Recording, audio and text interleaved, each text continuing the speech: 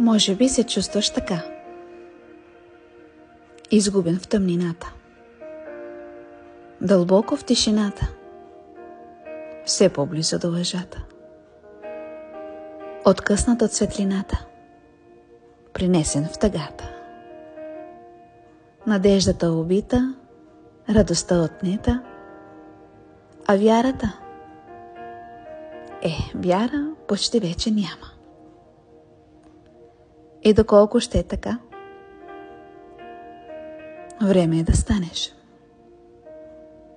Време е да се осъзнаеш. Съвършено направен си, както Всевишния, идеално издяван от ръцете на Всевишния. Заложено е в теб сила и мощ. Та ти можеш да твориш с думи. Направи го и сега. Извикай със силен глас към Бог.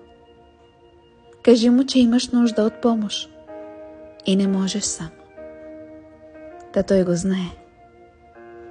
Та той е жив Бог и добър Бог. Извикай към Него и Той ще ти отговори.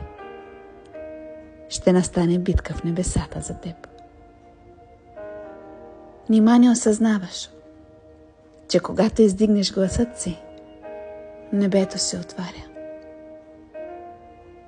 Не чуваш ли как архангели с оръжие се сражават? Не виждаш ли как окови и вериги падат? Не усещаш ли как духът ти се съживлява? Не чувстваш ли как тялото ти се развеселява?